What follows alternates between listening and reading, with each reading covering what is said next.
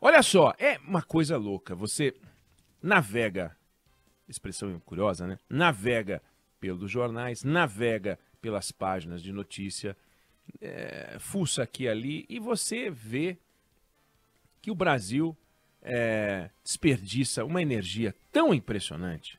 Mas assim, uma energia boa, né? Uma energia boa gasta com coisa ruim. Então, tá lá. A gente vê os deputados, a gente vê os senadores discutindo o destino do dinheiro público, que é uma coisa saudável, tem que discutir o destino do dinheiro público, mas eles querem discutir o destino do dinheiro público para as obras no quintal deles. Critério, meu quintal. Critério, mais dinheiro no meu quintal do que no seu quintal. Mas e no lugar que precisa mais? Se for o meu quintal, é bom. Mas e se o lugar que precisa mais for do meu adversário? Ele que lute para levar dinheiro para o quintal dele. Mas e se aquela parcela de brasileiros que mora no quintal do meu adversário precisar mais de um determinado recurso do que a região que eu represento? Ele que brigue. Mas isso é democracia? Dê outro nome.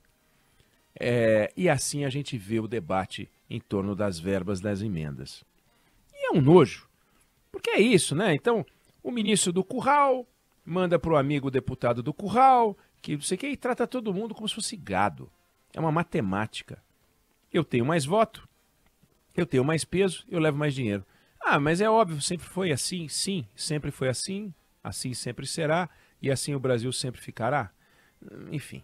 Mas eu não queria só chamar atenção para esse problema, porque eu disse que é importante discutir a alocação das verbas públicas e é importante discutir a energia do Congresso Nacional empenhada para resolver os problemas brasileiros, que não se resume a basicamente isso, que é asfalto e trator. Asfalto para poder fazer obra e inaugurar a obra, e trator para mostrar, inaugurar e tal, tem isso, tá ok. Mas daí saiu o censo de educação superior do INEP. E isso é futuro também. Ali é o futuro político do deputado, ali é o futuro político do senador, aqui é o futuro político do Brasil. Aliás, o futuro do Brasil, o futuro social, o futuro econômico do Brasil. O seu futuro, o meu futuro. O censo de educação superior de 2022, ele mostra que, de certa maneira, a universidade brasileira, num pedaço importante, em vez de virar uma fábrica de solução, está virando uma fábrica de problema. E vai estourar. E já está estourando, porque os sinais estão sendo dados. É um absurdo a gente perceber que 2 de cada 3 estudantes de ensino superior optaram pelo ensino à distância. Não faz o menor sentido. Não faz o menor sentido. Licenciatura, 81% EAD, ensino à distância. Quando a gente pega alunos de licenciatura aprovados no ensino superior privado, 93% EAD. Espera aí, 93% EAD. Uma coisa é você ter uma aula remota aqui ou ali, para discutir uma teoria aqui ou acolá. Outra coisa é essa estatística assombrosa, com aulas de 5ª categoria. Em boa parte dos casos, PDF, PowerPoint, interação zero. E aí você abre o seu navegador e coloca lá, faculdade EAD, preço. Aí vem, FMU, mensalidade, R$300.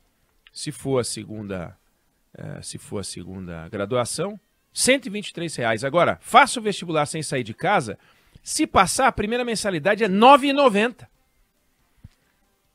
Estácio de Sá, vendendo graduação digital, R$199. São Judas, R$98 a primeira mensalidade, depois R$289. Uninove, quase que custa R$9. Estou falando algumas, hein?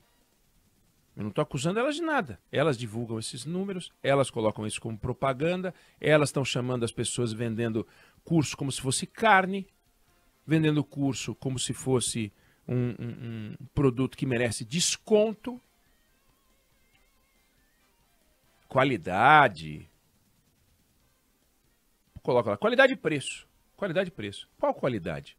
O Ministério da Educação está preocupado com a qualidade, não só de determinados cursos, mas do EAD de uma forma geral.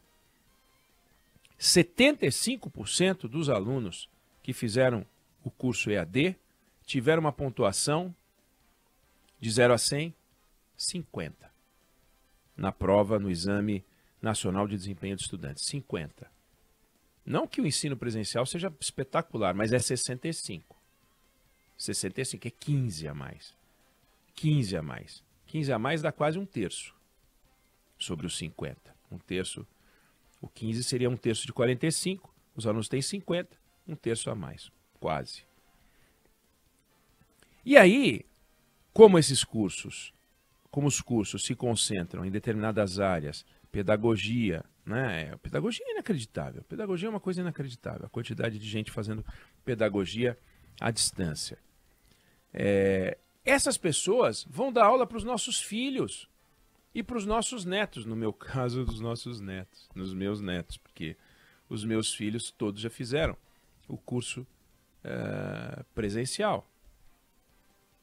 Eles vão ter aula virtual, esses jovens que estão entrando na faculdade, e daqui 10 anos terão se formado a 6, ou daqui 5 anos, 6 anos, terão se formado a 2.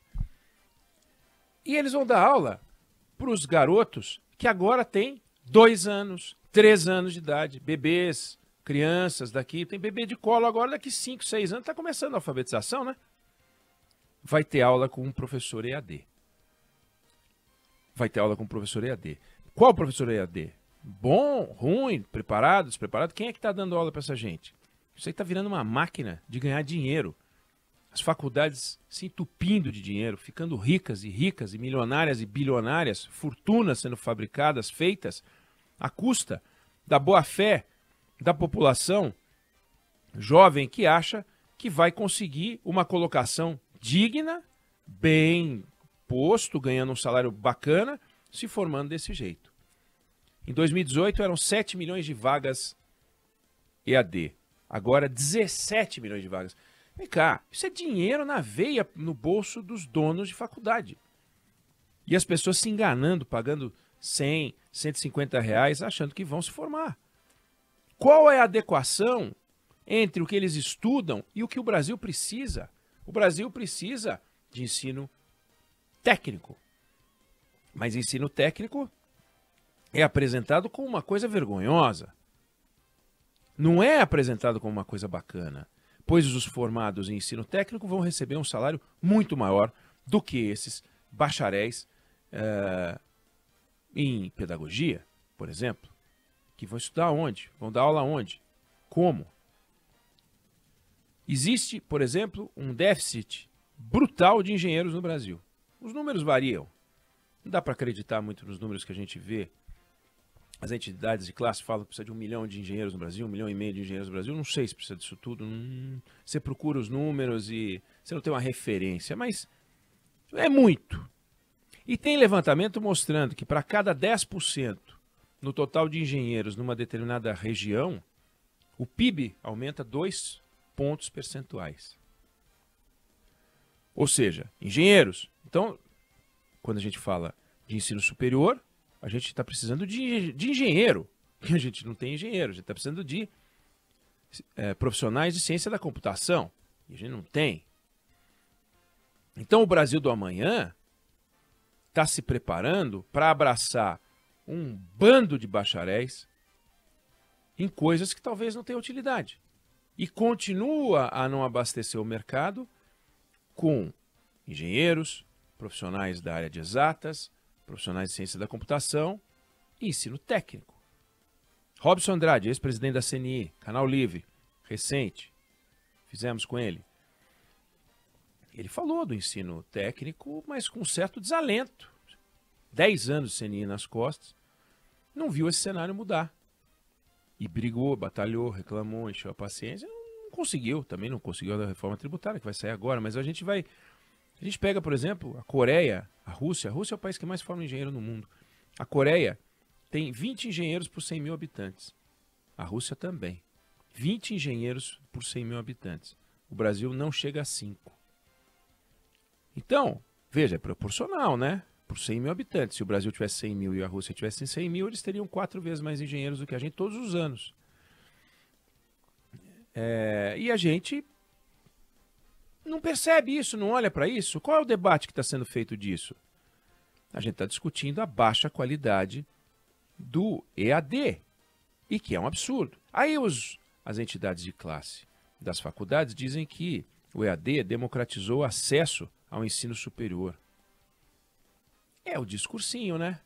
Porque daí você questiona a qualidade, não, mas democratizou o acesso. Democratizou o acesso. Todo mundo agora pode estudar. Não, todo mundo pode se matricular e pagar. Agora, estudar significa aprender. Está aprendendo? Aprendendo o quê? Quanto? Como? Aí eles falam, não, já vencemos a barreira da quantidade, temos agora que enfrentar o desafio da qualidade. Jura? Nossa, que esperto, né? Por isso que deve ter faculdade, por isso que está rico. Só que está errado. O Ministério da Educação está olhando para isso, o Censo Universitário da Educação Superior do INEP saíram esses dados, o ministro revelou uma preocupação. É importante que essa preocupação se torne ação para restringir o EAD. Não pode ter tanto EAD. Não pode ter tanto ensino à distância. Isso não tem lugar nenhum do planeta. Está errado. Não dá para ter 93% dos estudantes de uma determinada área estudando à distância. Não tem troca, não tem interação, não tem professor, tem uma dúvida, não tem olho no olho, não dá. A prática, a troca, a convivência social não é desprezível. Então é absurdo manter como está. Deveria ser, se é 80% de um modo geral, quando pega o ensino todo, deveria ser o oposto, 80% presencial. Ah, não dá, não pode fazer, desculpa. A faculdade não vai conseguir bancar, porque tem que ter sala. E essa é a malandragem desses caras. Eles não precisam de sala. Eles precisam de uma rede de internet, cada um tem a sua e tal. São palestrinhas de professores. Ou seja, você pode ter uma universidade num galpãozinho. Você monta um centro de ensino só, vários professores, todo mundo trabalhando em casa, não tem custo nenhum, e embolsa uma grana. Por isso que a mensalidade pode ser baixinha. É só lucro, quase. É um absurdo o que eles estão fazendo. É um absurdo o que os políticos estão deixando ver acontecer. Por que os políticos fazem uma CPI para o MST e não chamam para depor, para falar, para se explicar, os envolvidos no EAD? É o lobby? É a força política que eles têm no Congresso Nacional? É o apoio que eles dão para deputados, senadores, integrantes do Poder Judiciário? São convites para palestras, talvez?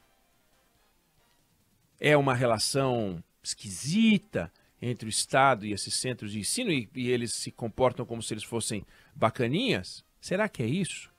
Nós temos que acompanhar, porque está começando a ficar um troço caótico, perigoso, muito perigoso.